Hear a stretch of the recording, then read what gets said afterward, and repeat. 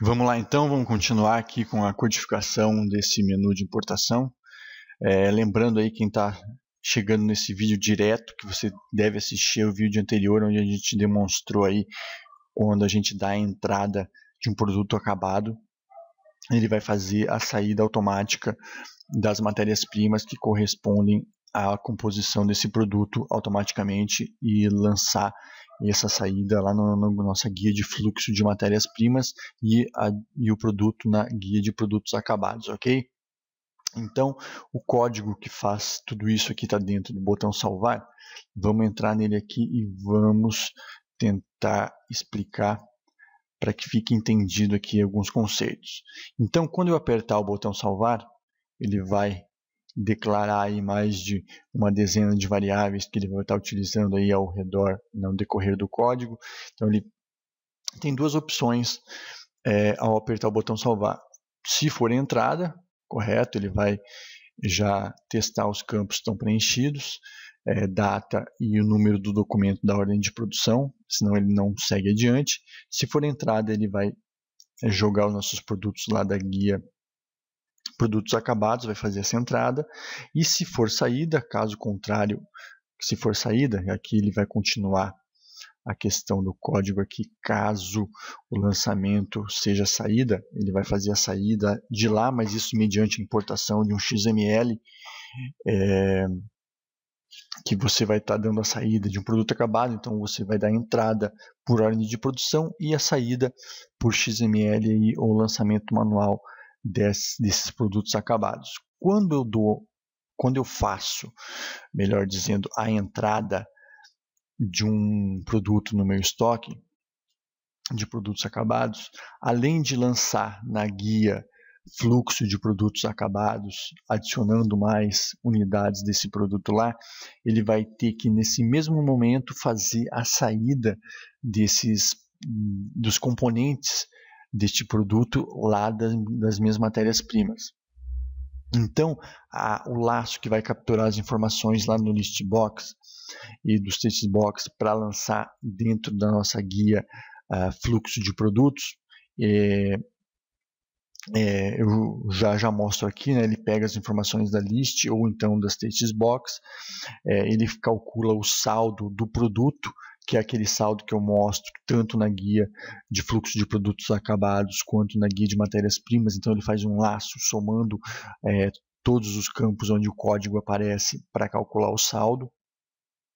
Correto, o saldo em reais também é mostrado lá, todas as informações aqui, CNPJ, documento, tal, aqui a questão do lote, validade, se tiver preenchido na planilha, ele já lança também, se estiver preenchido no formulário, ele já lança na planilha e faz o lançamento aí na nossa guia de produtos das unidades que a gente está dando entrada, questão dos produtos, ok? Lançou lá e após ele fazer a entrada dos produtos lá no fluxo de produtos acabados, nós temos que fazer a baixa das matérias-primas. Aqui é que o negócio fica um pouco mais complicado,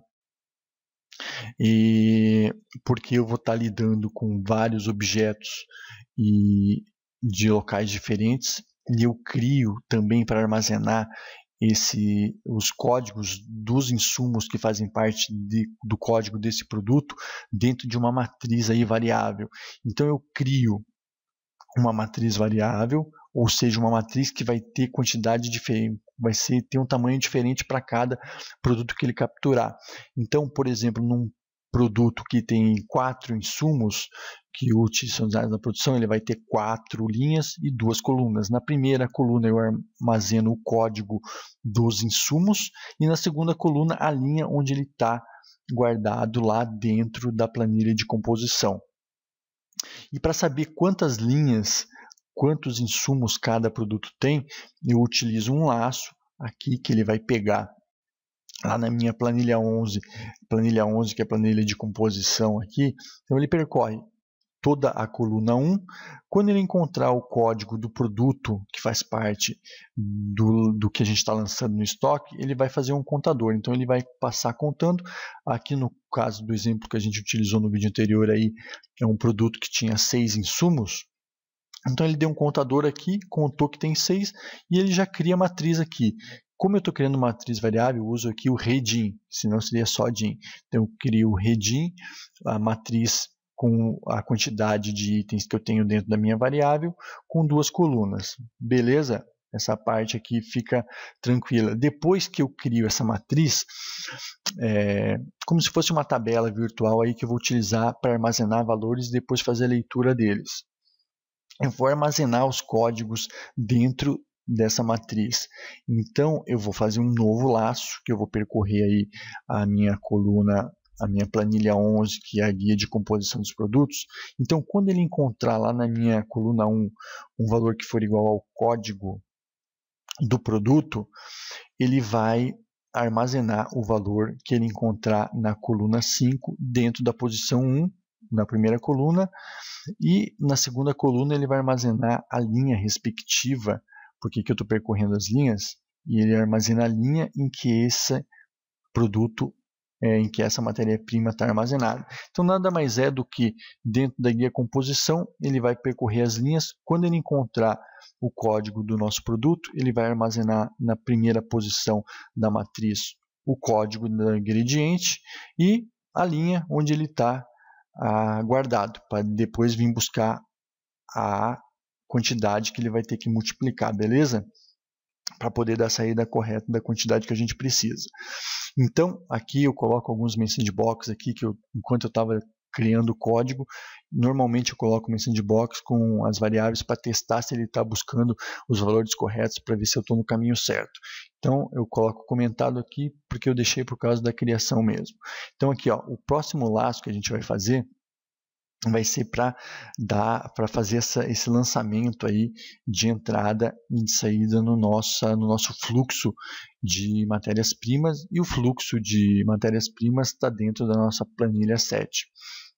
Então eu pego mais algumas variáveis aqui, a linha 3 que vai armazenar a linha aonde essa matéria-prima está lançada, para poder buscar mais algumas informações desse item, dessa matéria-prima.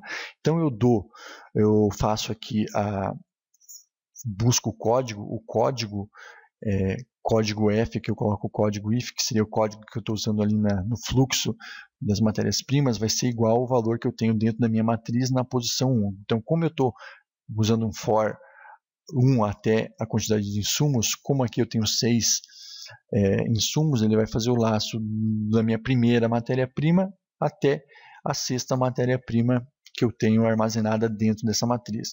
Então ele pega o valor que está na primeira matriz, depois na segunda, na terceira, na 4ª posição e faz todo esse lançamento para cada uma das matérias-primas que eu tenho armazenado dentro da matriz. Então ele vai pegar o primeiro código que está armazenado na primeira linha, na primeira coluna. Linha 3 é para eu saber a posição que esse código está. Então dou um ponto find código F, para que lá na plan 1 matéria-prima eu saiba a posição da linha aonde essa matéria-prima está armazenada, para poder buscar as informações. Aqui eu busco as informações, por exemplo, aqui a linha 3 eu já sei que o código 1010 da primeira matéria-prima está armazenado aí na linha 1, por exemplo, então ele vai buscar a questão da descrição, da unidade, do preço, desse produto que está lá na guia de matérias-primas. Ele pega a questão de descrição, unidade, apresentação desse código que ele está procurando aqui na coluna B. Então ele achou o código, busca essas informações para poder lançar corretamente lá na guia fluxo. Aqui ele vai pegar a data atual e o tipo que o tipo de saída que eu estou dando, tipo de movimento de saída de produtos, ok? Então a quantidade de matéria-prima que ele vai fazer o lançamento, ele vai pegar na minha matriz, ele vai pegar lá na planilha 11, que é a planilha de composição do produto.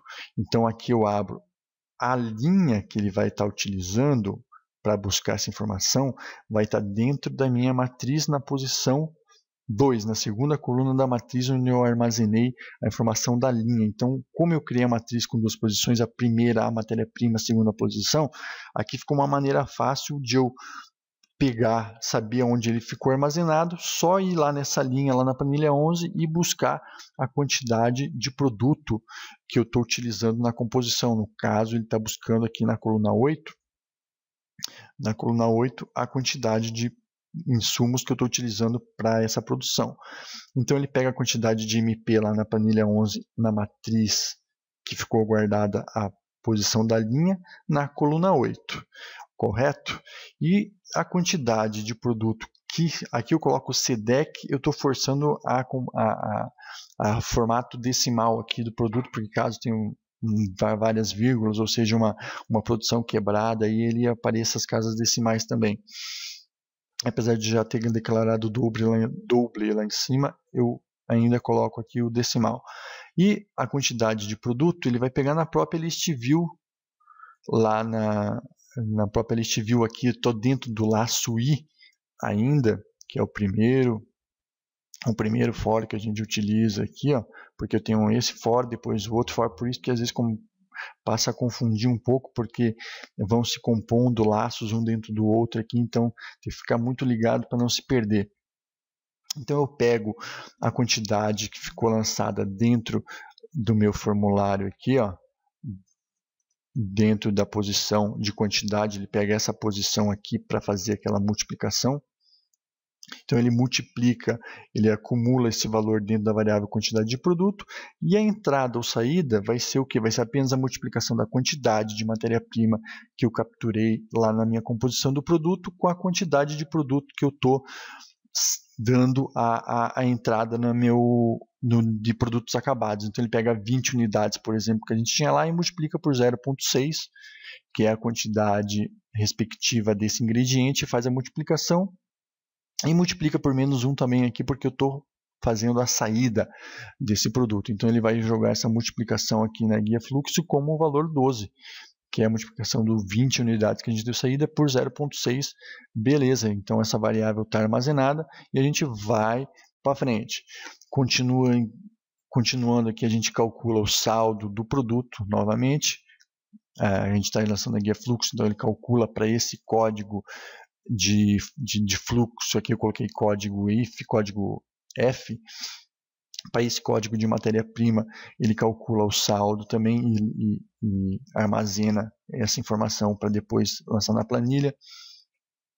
O valor da MP, ele busca aqui na nossa planilha 1, como a gente já tem a linha 3, a gente já sabe onde está armazenado, a gente busca a informação lá na coluna 9 da planilha 1, que é a matéria-prima, que é o valor dessa matéria-prima aqui para poder fazer a multiplicação, e depois numa possível atualização aí desses valores, ele sempre está buscando o último valor da matéria-prima correta para estar lançando os valores aí na guia de fluxo.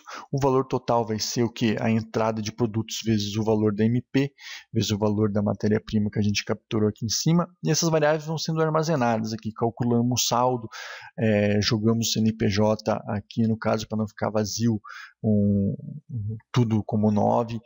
A ordem de produção, para que fique registrado lá que a gente está fazendo a saída através de uma ordem de produção. Documento e data, captura as variáveis da textbox, e aqui ele verifica se for diferente de vazio, ele vai colocar essas informações aqui para nós de lote e de validade. E depois é só o lançamento de todas essas variáveis que foram procuradas aí na planilha, para que ele faça esse lançamento dentro desse laço H aqui, desse for next aqui H. Então, para cada valor de matéria-prima que ele pegou na nossa matriz criada para armazenar os valores das matérias-primas, ele vai fazer esse laço, capturando todos esses valores respectivos aqui e fazendo o lançamento na planilha. Então, ele vai sempre pegar na nossa planilha 7, adicionando uma unidade para ele sempre lançar na próxima linha e lança os valores aqui no fluxo. Depois que ele terminou esse laço, ele vai registrar aqui a mensagem de entrada efetuada com sucesso. Aqui ainda não coloquei no código para não complicar ainda mais a explicação. É aquela questão que eu comentei de agora, por enquanto, ele está aceitando eu fazer um lançamento com o estoque ficando negativo, mas isso daqui a gente vai restringir aí para que você não possa fazer a entrada de um produto no teu estoque de produtos acabados se você não tem matéria-prima suficiente para produzir essa quantidade. Ou você não lançou uma entrada de matéria-prima, ou alguma coisa está errada aí na sua produção. Então a gente vai restringir essa entrada, mas isso é tema aí para vídeos futuros. Eu vou ficando por aqui, pessoal, e aguardo vocês aí na continuação. Valeu, até mais!